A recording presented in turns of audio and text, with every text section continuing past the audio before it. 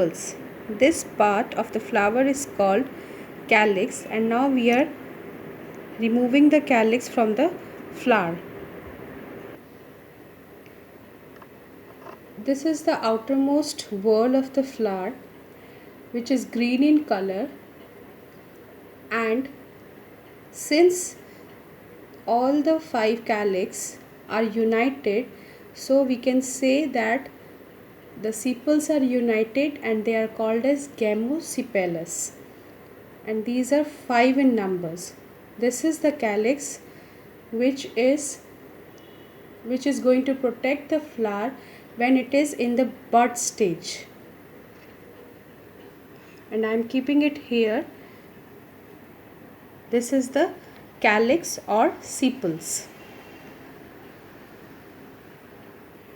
After that, I am going to separate out the petals one by one. These are the petals which are united together with the ovary. So since the corolla or the petals are also united, so they are also called as gamopetalous. That means all the corolla or the petals are united together. So now I am having 5 whorls or the petals of flower. These are present in different colors, and the colors helps the pollinators to these colors of the petals attract the pollinators, so that the process of pollination can occur easily. This yellowish anther is the male part of the flower which produces pollen grains. This is the stigma. This tube-like structure is called style, and this is the ovary. So they are grouped together. The yellow pollen grains are grouped together with the filament to the style. Since they are fused together with the style, and there is also a presence of female female reproductive part in one flower, therefore we can say that hibiscus is a bisexual flower wherein there is a presence of both the reproductive part, that is the androecium as well as the gynoecium. So this is a bisexual flower.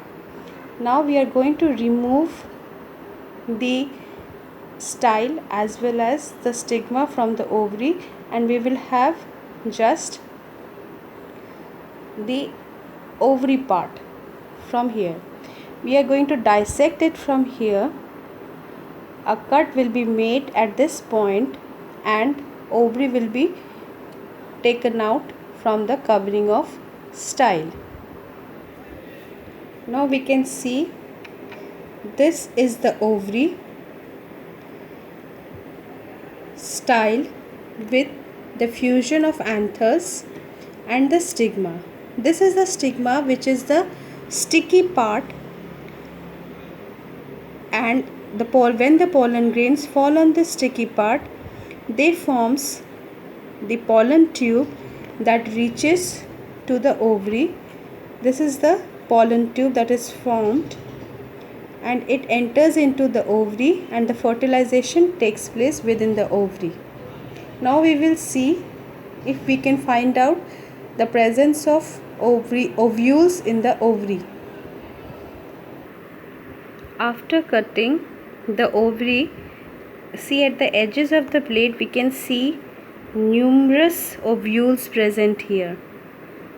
Numerous ovules can be able to see, and this is the ruptured part of the ovary from which we have taken out the numerous ovules, small ovules. Now let us recap.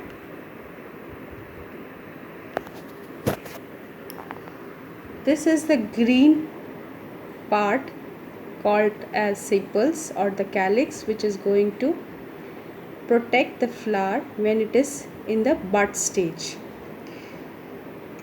These petals are called as the petals are called as corolla, which are generally colored so that they can attract the pollinators for the process of pollination. These are the stamen that consist of pollen grains, the yellowish powdery material, and it is also called as the male reproductive part of the plant of the flower, called as androecium. Gynoecium consists of pistil, that is stigma, style, and the ovary. Within this ovary there is a presence of ovules that we can see here at the top, the yellowish material. These are the ovules, small circular in nature. These are the ovules. Now, depending on the presence of sepals, petals, androecium and gynoecium, we can easily able to write it down the floral formula of hibiscus. That is, since there is a presence of bracteate, these are the bracts. These are called as the bracts. So because they are bract in nature, so we can say that the floral formula will be they are bracteate.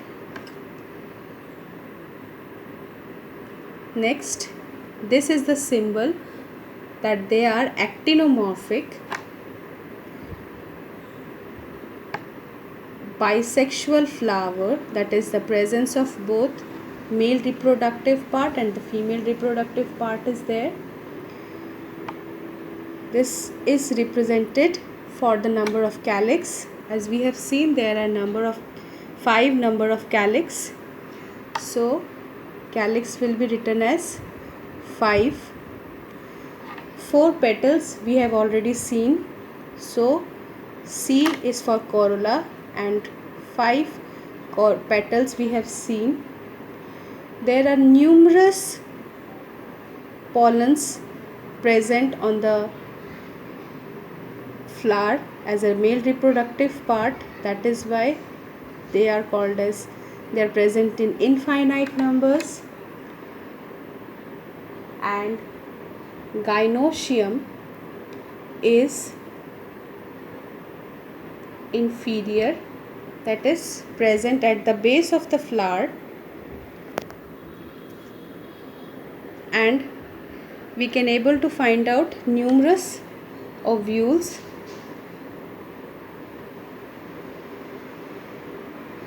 So this is the formula or the floral formula for hibiscus.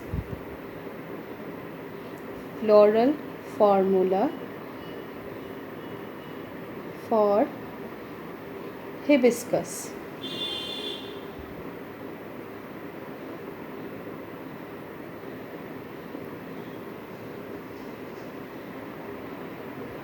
Thank you for watching this video.